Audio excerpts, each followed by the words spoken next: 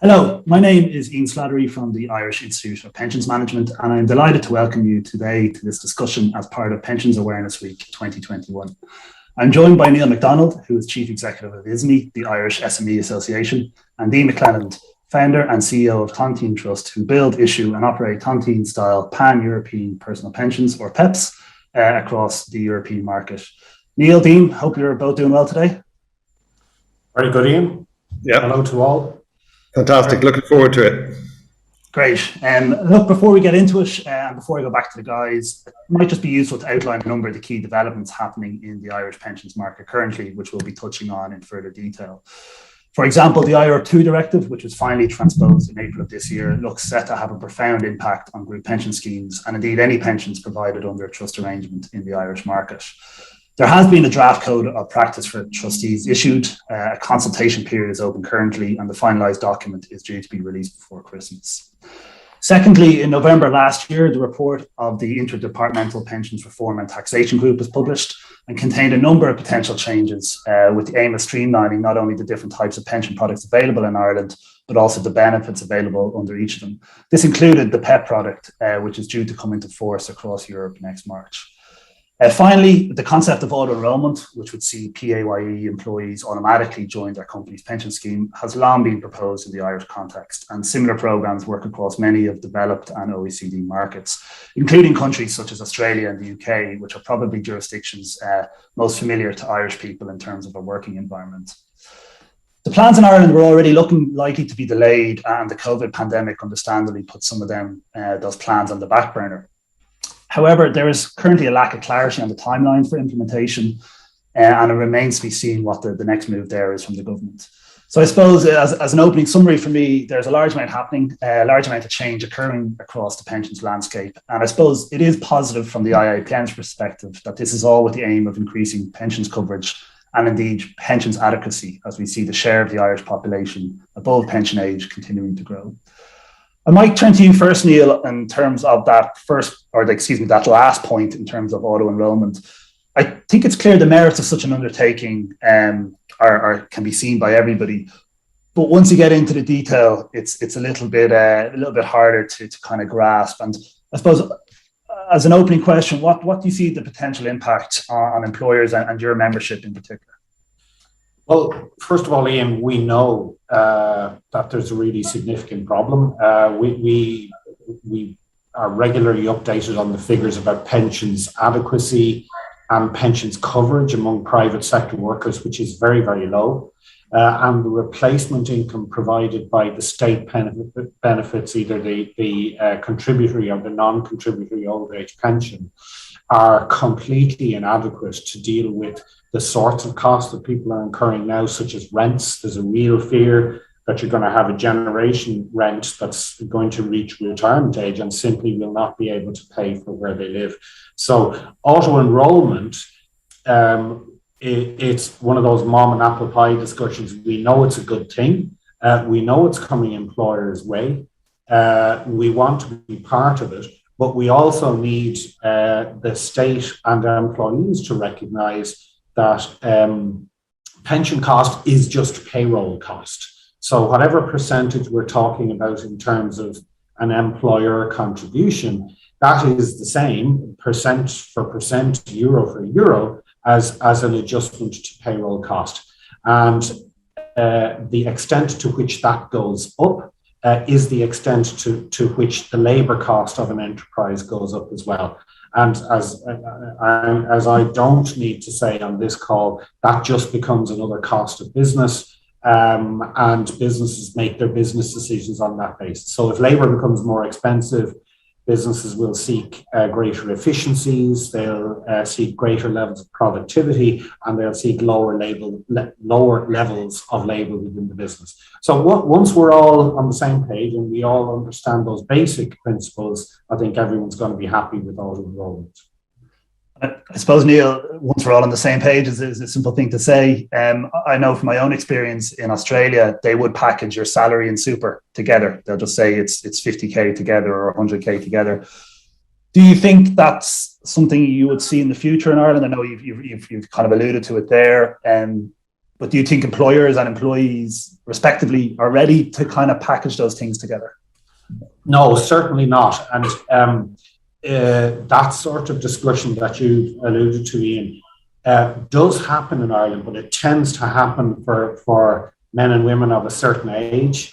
Typically, they're all in their 50s, and when they're negotiating their package with their employer, there is a conscious net off between the employer's pension contribution and what the employee's salary is going to be. So people get it, and especially as you get older, because of the revenue rules on how much of your package you can divert into pension, it becomes very tax efficient to concede salary in favor of pension.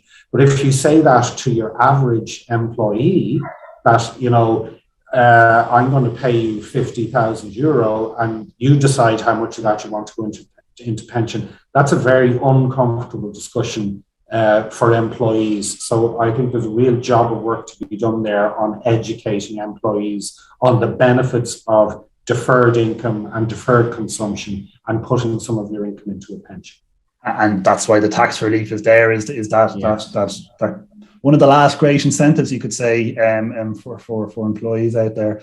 I suppose, Dean, we're lucky in some ways in Ireland that we are behind the curve with auto enrolment, so we can see Australia and I suppose UK culturally and quite close to us in terms of how it's gone in there. And I suppose the OECD have had a number of kind of recommendations and reports in this area. What's your view and your company's view in terms of the introduction to AE, and what lessons can Ireland learn from previous incarnations in other jurisdictions? Well, I think auto enrolment is hugely important, and it's hugely effective. So, you know, the sooner the better they can introduce it. You know, we tend to focus on Europe as a whole rather than just the Irish market. But if I think as an Irishman, in terms of what needs to happen at home, you know, we need to get this introduced as quickly as possible. And the beauty of auto enrolment is that it does broaden pension coverage because people will tend to start making contributions. But really what hasn't been addressed in Ireland so far is what type of pension people will be saving into. And this is where the OECD Pensions Council come in last year. And they were the ones that said, look, you know, pensions are changing, people are living longer. There's a new way to do things better. If you look at the proposed rate, and Neil will probably get a bit nervous when I say this, but I think if my understanding is correct, they were talking about employees contributing 6% and employers contributing another 6%. Those of us that are in the pensions industry understand that this is not going to lead to adequate pensions. In an ideal world, it'd be 10 or 15% that everybody's contributing. But if you look at Chile last year, they tried to increase their very successful auto enrollment scheme by getting people to contribute more. And people ended up burning cars in the street because they didn't want higher contribution rates. So the trick is that we need to get auto enrollment live as quickly as possible, but we need the best auto enrollment products. And in that respect, the OECD is now recommending that everybody adopts collective risk sharing pensions rather than the old DC pensions that have been offered back since the 1980s. So the sooner the better it happens, but let's do the right auto enrollment program. Yeah, I think you make an interesting point that we've been discussing the IIPM as well on the behavioural side. You convince somebody once and you don't have to go back to them again and again if you're looking to increase rates, etc. I think just to maybe get back to you, Neil, I know in the IIPM we run courses in conjunction with Griffith College along with ourselves, and we're finalising module content for September. And there's a rate of change in the pensions industry which wouldn't go with the stereotype, shall we say, in terms of what we're seeing and some of the things I mentioned there. How hard is it for you and your membership to keep up with these things? I know we've touched on, or I mentioned a few of them, not only the amount of different things that are going on, but perhaps the lack of clarity in terms of planning for yourselves. This is a hugely significant issue for a small business. I mean, typically small business does not have a HR function. It does not have a person that is capable of giving advice on savings or pensions. An awful lot of small businesses don't even have someone doing the payroll, so it's an outsourced function. So when you have a person coming to you as an employer, and we're talking about, now we're actually not yet talking about it, because typically we don't see people in hospitality, in catering, in restaurants who in their 20s or 30s who are saving into a pensions product. But even where they do in a small business, an established, agri equipment supplier or a small regional solicitor's office, as employers, they view this as a personal responsibility, and they are going to need off-the-shelf solutions, which does not require significant or indeed any resource, because they're not going to be, quite frankly, able to do it. And they're not going to be actually qualified to do it. So they're going to need reliable, cost-effective, off-the-shelf products that they can give to their employees and say, now it's just a question of how much we collectively, you and I, save into this product in respect of their pension for however long you're employed by us. Because, of course, that's a very important thing now, because there's no such thing as a cradle-to-grave job anymore. Workers are portfolio workers. They'll move through a whole load of different employments, and that transition has to be seamless, easy, and cost-free, ideally, otherwise just very low cost. So there's a huge amount in that from an employer's perspective, Ian. And Neil, you mentioned a bigger point. We'll come on to Dean with the past portable, if that's a word I can use, nature of pensions or the lack of.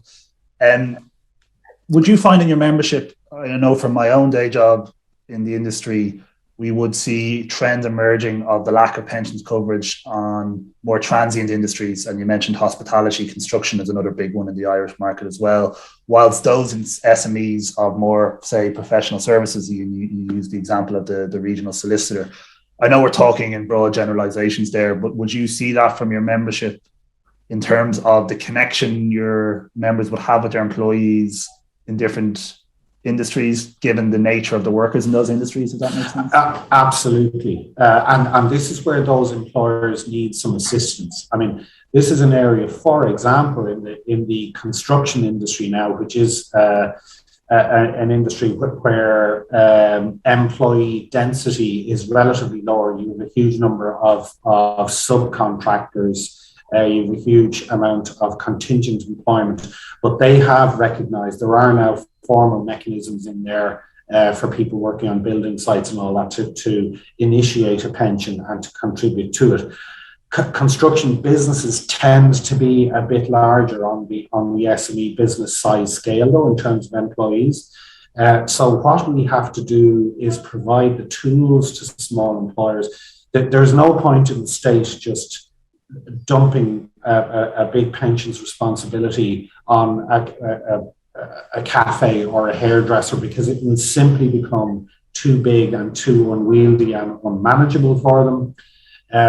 Like we see trends, for example, in the grooming business, where people are running a salon with no employees. They're renting the chair, and they're doing that to exit the direct employee responsibility.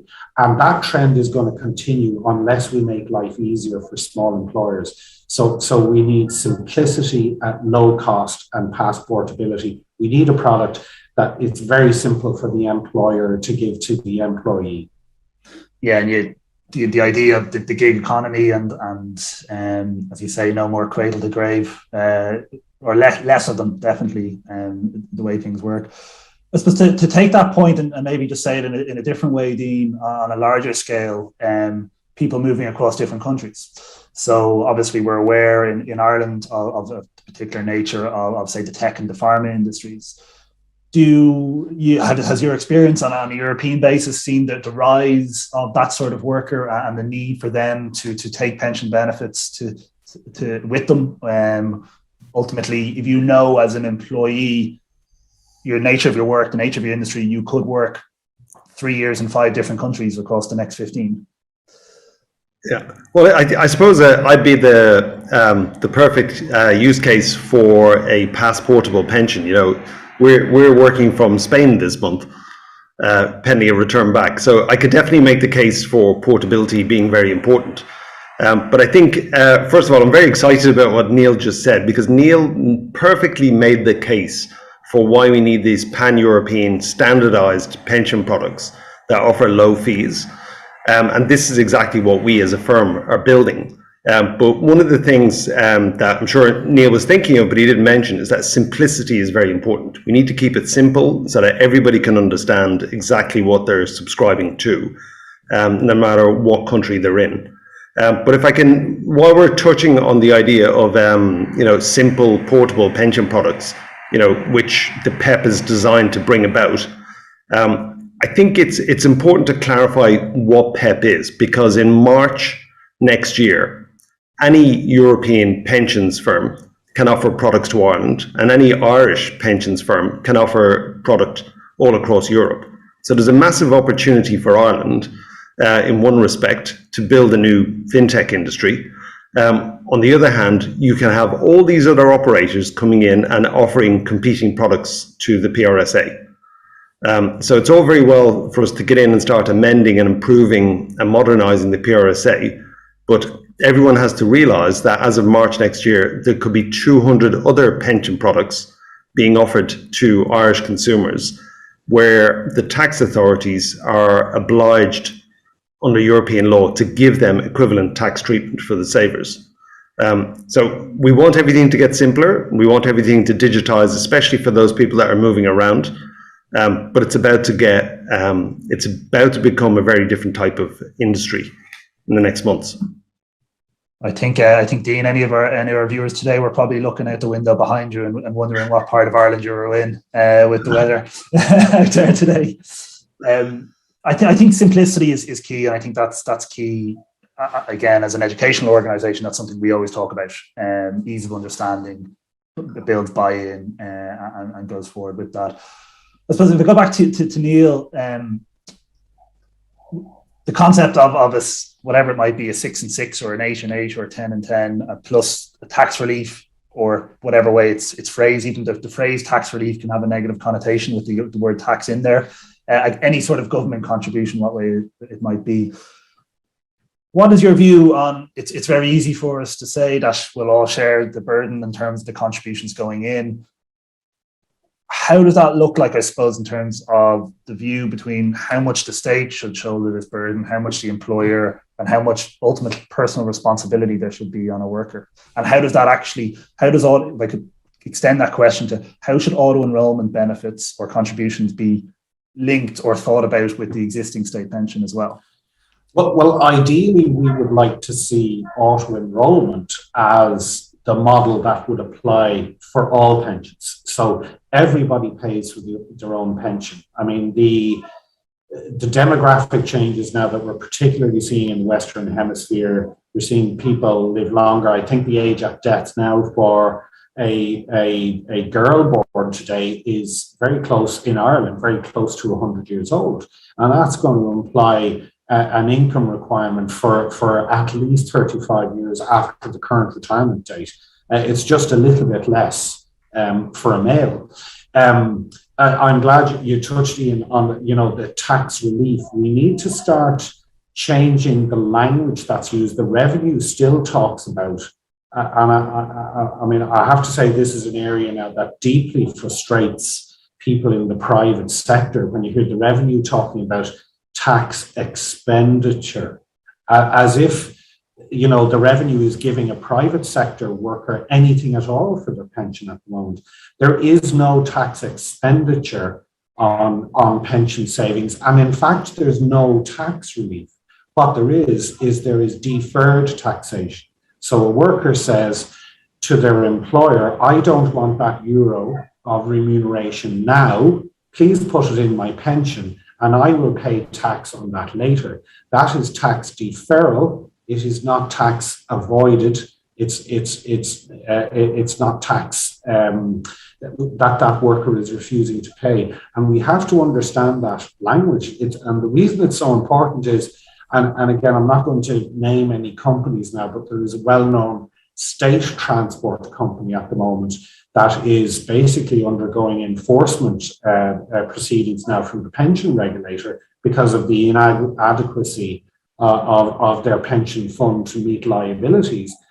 And they have been contributing 28% in respect of their employees into that pension fund, and it is effectively insolvent.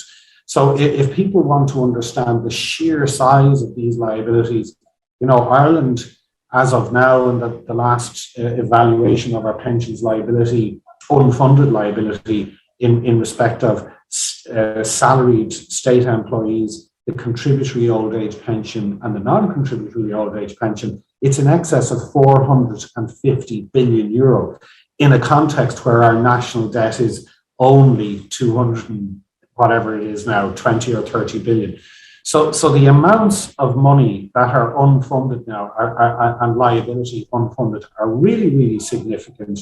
And we can no longer afford to have a state sector that is misrepresenting how we, the private sector, the 85% of the population, pay for pensions. It's really important to move that language and that context on and recognize the realities of where we are now. I think that's really important. Again, it's something close to our heart. Is the idea of pensions coverage is the amount of people who have a pension, but that tells you nothing about how useful that pension is. Pensions adequacy can tell us a little bit more about that. And I think, to be fair to everybody involved in this, including ourselves, the idea is to let people have the retirement that they want, deserve, have saved for 50, 60 years, potentially in some space. And something we've looked at quite a lot is, I suppose, our conversation has focused so far on how you get into a pension or how difficult it can be to get into a pension. We might maybe just look a little bit about what you do once you're in a pension. What do you want your money to do? How should you be saving for your retirement? What sort of growth you should be looking at? So I know, Dean, you mentioned some of the OECD reports earlier on, and I know your firm are a strong proponent or have strong views on how people should save for a pension or what their money should do once they're in the pension, if that makes sense.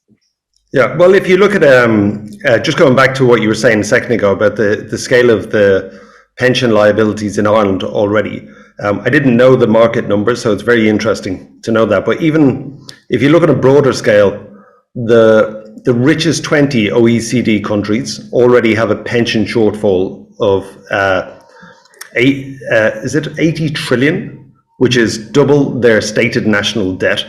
And because people are living longer, as we all know, the expected pension shortfall in 2050, which is only 29 years away, is going to be 400 trillion, which is multiples of national debt. So the reality is that we have to accept that state pensions are over.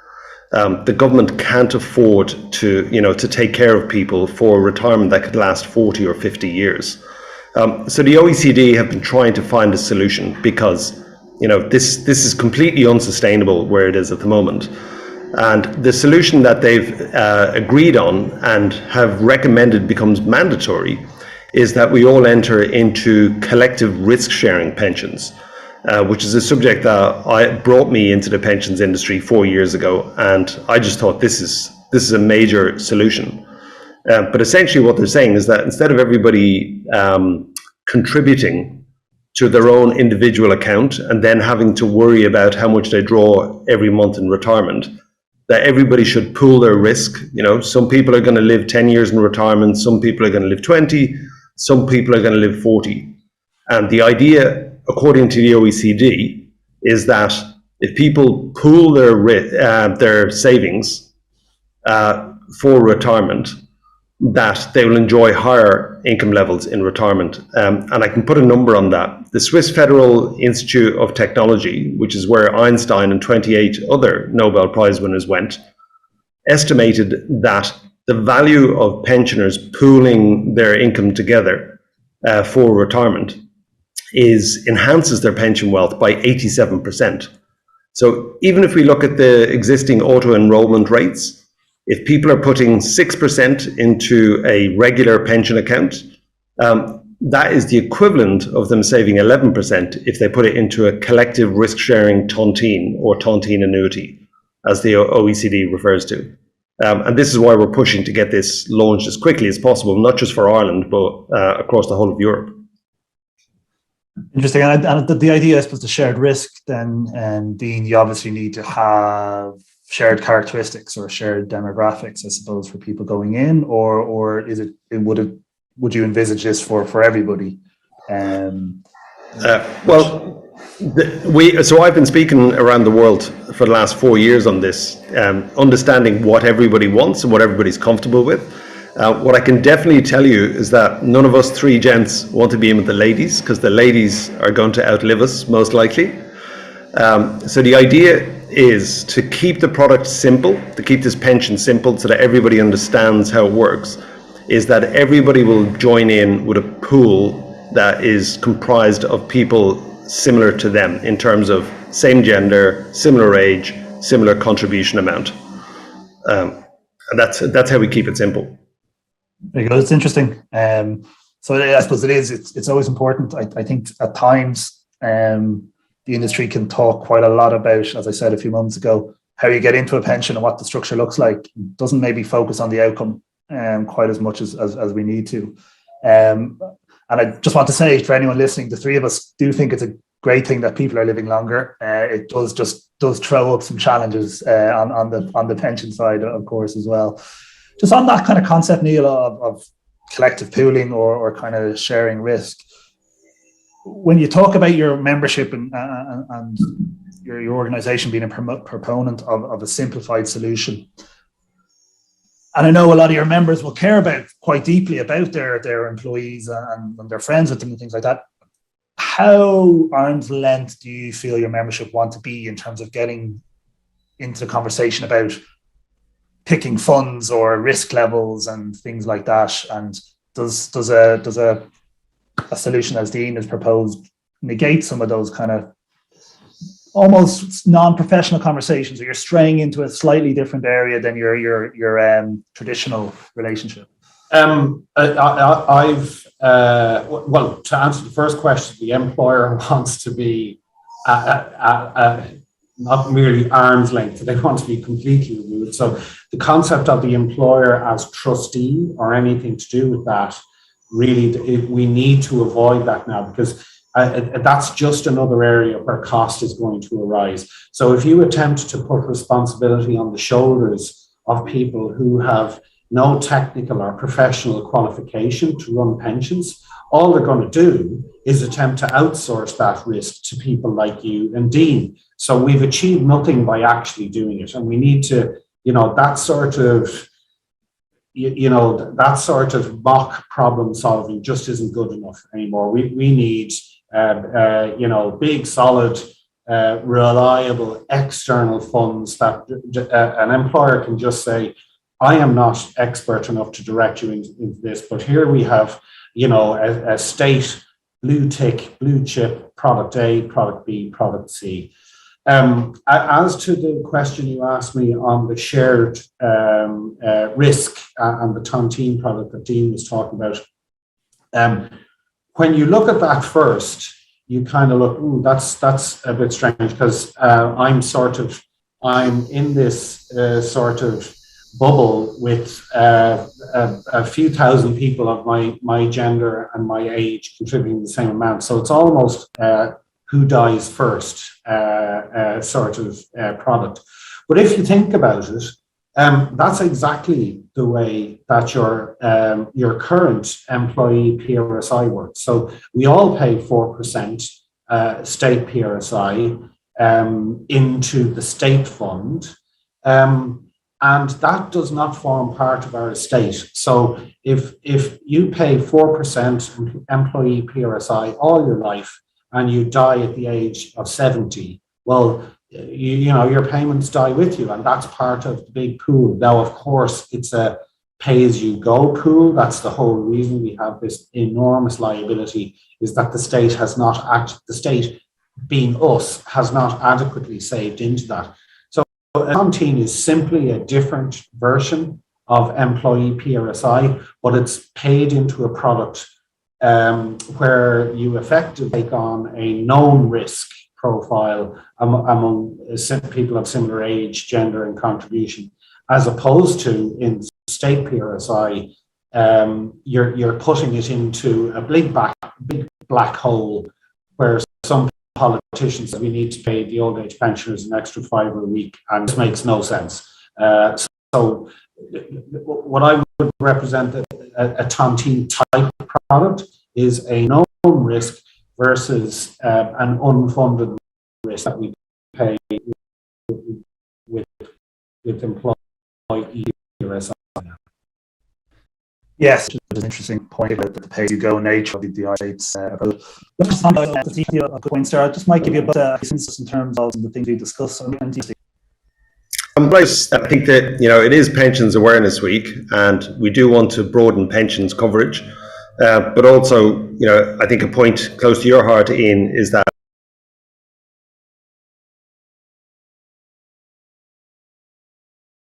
we need to increase pensions adequacy, which Neil is fighting battles for at the moment to allow people to be able to increase the amount that they're saving.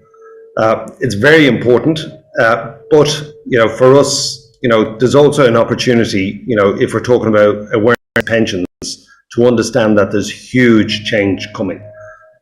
If you look at the telecoms industry, whatever it was 10, 15 years ago, when we went to an open, when they abolished roaming charges, back then we had Eircom was the equivalent of Ireland's PRSA. It was totally dominant, but now the Irish mobile phone sector is dominated by non-Irish names. And the reality is, this is what's coming to the Irish pensions market next year. And that's why we've put together a PEPP industry working group that we'd encourage people to come along and talk to, join. And, let's start looking at how we can get Ireland positioned to be able to lead Europe in this new pensions paradigm that kicks off in 6 months. And to you, Neil? I would say that our conversation about pensions has historically has just been completely suboptimal. People don't want to talk about pensions. It's too confusing, and it's too confusing for me. And I deal with pensions quite a lot. So I think it is in the interest of everyone. It's in the interest of government, the revenue, pensions providers, but also the citizens to have an educated discussion about this, because it's not going to go away. And trying to figure out about your pension when you're 55 or 60 is too late. So we need to start actually having an educated conversation about people making adequate provision for their own pension, more or less from their first paycheck, whether that's at 18 or 20 or 21. And I think it's in everyone's interest, rather than politicians trying to make a political stroke out of an extra £5 on the old age pension. That just, as Dean said, that model of state pension provision is dead, because it just isn't the money to do it. And we really need to have, whether it's something like the Citizens' Assembly, where we take on these awkward discussions, but we really need to have those awkward discussions now. Yep. Perfect. Look, okay, I think that's all we have time for today. As I mentioned, plenty of food for thought. If you'd like further information, please, of course, log on to pensionsawarenessweek.ie as the programme of events continues throughout the week. My thanks again to Neil and Dean for the discussions today, and please do visit isme.ie or tontine.ie to see in further detail the work that both organisations are currently undertaking. Finally, for myself, for those interested in learning more about the nuts and bolts of what was discussed today, please do log on to iipm.ie or visit us on LinkedIn to learn more about the Institute and our courses. But with that, thank you very much for your time today, and enjoy the rest of Pensions Awareness Week 2021. Thank you. Thanks very much.